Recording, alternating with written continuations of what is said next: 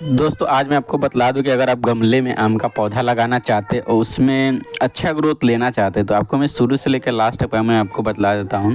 तो सबसे पहले आपको वीडियो कंटिन्यू देखना पड़ेगा, आपका थोड़ा भी स्किप मत कीजिए। दूसरी बात है, आपका चैनल को सब्सक्राइब नहीं किया तो प्लीज़ चैनल को सब्सक्राइब कर दिए। तो आज चलिए मैं बात करता हूँ। तो जब भी आप नर्सरी से पौधा लेके आते हैं, आप गमले में लगाने के लिए सोच रहे हैं और लगाना है आपको या आपको गार्डन में लगाना है और उसमें बहुत तेज़ी से आपका ग्रोथ लेना है, तो जो मैं आपको बात बोल रहा हूँ वो बात आप अच्छी तरह से ध्यान से सुनिए। तो आपका पौधे में ग्रोथ भी अच्छा रहेगा और जल्दी बढ़ेगा भी और काफ़ी हेल्दी भी रहेगा। तो शुरुआती में जब भी आप नर्सरी से प्लांट लेके आते हैं तो प्लांट को कम से कम 1 से 2 दिन उसको रखना बहुत ज़रूरी है। उसको डायरेक्ट ला के रिपोर्ट करना नहीं चाहिए। कभी भी आप नर्सरी से प्लांट लेके आते हैं तो उसको थोड़ी देर अपना गार्डन में किधर भी रख दीजिए 2-3 दिन के लिए। 1-2 दिन रखने के बाद जब वो प्लांट का थोड़ा सा क्लाइमेट या कुछ भी चेंज हो जाता है, इसके बाद आप क्या करें, सबसे पहले आपको गमले लेना है। गमले में लगाना है तो गमले में अगर आप ज़मीन में लगाना चाहते हैं तो उसमें आपका कम से कम आपका 60% मिट्टी लेना है और उसमें आपका 40% आपका गोबर की खाद लेना है। याद रखिए, शुरुआती दौर पे आपका वर्मी कंपोस्ट का मत यूज कीजिए, आपका गोबर का खाद यूज कीजिए। वो भी सबसे पुराना होना चाहिए, कम से कम 2 साल पुराना। अगर 2 साल पुराना आपका गोबर की खाद नहीं होता है तो आप भाग आप बढ़ा दीजिए और उसमें आपका 70% आपका मिट्टी कर दीजिए। अगर वर्मी कंपोस्ट डालना है तो 30% आप वर्मी कंपोस्ट डाल दीजिए। इसके बाद आपको चाहिए तो 10% नहीं होता है तो आप इसमें रेट मिला सकते हैं। मगर आपका वर्मी कंपोस्ट मिलाना है तो वर्मी कंपोस्ट काफ़ी कम कीजिए, 30% ही कीजिए। अगर गोबर की खाद है तो आपका 40% कीजिए। हमेशा याद रखिए, शुरुआती दौर में आपका मिट्टी और यही गोबर की खाद में ही आपको प्लांट को लगाना है, बाकी कुछ भी खाद नहीं देना है।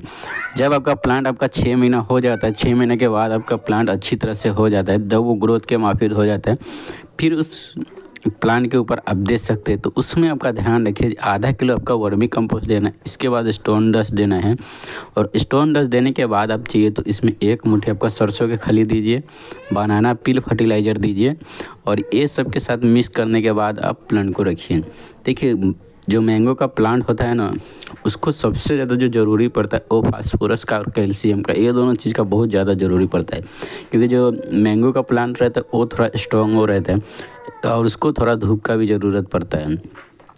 तो ऐसा मतलब ये नहीं कि आपका कम से कम 60 टेम्परेचर या 50 टेम्परेचर में आप आम को रख दिए, नहीं, धूप उसको अच्छा चाहिए। ऐसा धूप चाहिए ना ज़्यादा वो हो और ना ज़्यादा ये हो, मतलब मीडियम धूप इसको बहुत ज़्यादा पसंद आता है आम को। अब हम बात करते हैं आम का आपको खाद के लिए, तो आपका खाद को तो बोल ही दिया। अब आम का सबसे ज़्यादा होता है आम का कटिंग करना। देखिए, आम एक ऐसा है जो इसको आप कंटिन्यू वो सीधा ही बढ़ता है। अगर उसको टाइम टू टाइम आप कटिंग नहीं करते हैं या प्रूनिंग नहीं करते हैं तो सीधा आपको लंबाई बढ़ेगा, वो आपको अच्छी तरह से फैलेगा नहीं। तो आपको हर 6 महीने में एक बार उसको प्रूनिंग करना है। आप एक ब्रांच अगर आप प्रूनिंग करते हैं तो उसमें से 4 ब्रांच निकलता है। तो ऐसे ही करके फिर वो 4 ब्रांच जब वो 6 महीने के बाद जब वो चारों पे आप प्रूनिंग करेंगे तो 4 का 8 हो जाता है। तो आपको ये ध्यान रखना है कि आपका कटिंग भी करना बहुत ज़रूरी है। आम का अगर कटिंग आप बराबर से नहीं करते तो आपका आम का ग्रोथ ज़्यादा नहीं होगा और नहीं वो ज़्यादा घना होगा। और जितना ज़्यादा आम का घना होगा उतना ही ज़्यादा उस पर फ्रूट सेट होता है। तो ये चीज़ का याद रखिए, शुरुआती दौर पे आप कभी भी आम का प्लांट लेके आते हैं तो कभी भी उसमें खाद मत दीजिए। खाद आपका 6 महीने के बाद ही देना है। 6 महीने के बाद वही वर्मी कंपोस्ट दे दीजिए और इसके बाद स्टोन डस्ट दीजिए। स्टोन डस्ट में कैल्शियम बहुत ज़्यादा रहता है, वो दे सकते हैं। इसके बाद हो गया आपका बनाना पील फर्टिलाइज़र दीजिए। इसके बाद सरसों का खली का यूज किए। ये सब मिक्स करके भी आप जड़ में दे सकते हैं ताकि आपका प्लांट एक अच्छा हरा भरा भी रहे और ग्रोथ पे रहे।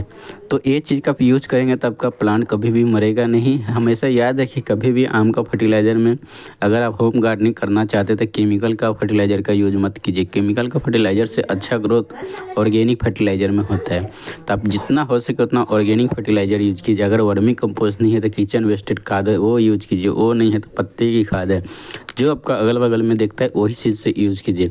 कभी भी याद रखिए कि आप केमिकल फर्टिलाइज़र और केमिकल पेस्टिसाइड का यूज़ मत कीजिए खाद, वो बहुत ज़्यादा हानि भी पहुंचाता है।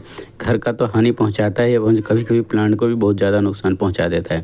तो आप जितना हो सके उतना आप ऑर्गेनिक खाद का प्रयोग कीजिए। ऑर्गेनिक खाद कभी भी प्लांट से कुछ नहीं होता है और आपका प्लांट काफ़ी अच्छा रहता है, काफ़ी हरा भरा रहता है और काफ़ी अच्छा ग्रोथ पे रहता है। ऑर्गेनिक खाद कभी भी दे सकते, इसमें प्लांट का कोई भी नुकसान भी नहीं होता है। तो ये चीज़ याद रखिए, आपका प्लांट में अच्छा ग्रोथ लेना है और अच्छा ब्रांच लेना है तो आपका समय पे उसका प्रूनिंग करना बहुत ज़रूरी है। समय पे आपका हर 3 महीना पे खाद देना बहुत ज़रूरी है आम के पौधे के, क्योंकि आम का पौधा जो रहता है उसको बहुत ज़्यादा ही खाद का ज़रूरत पड़ता है।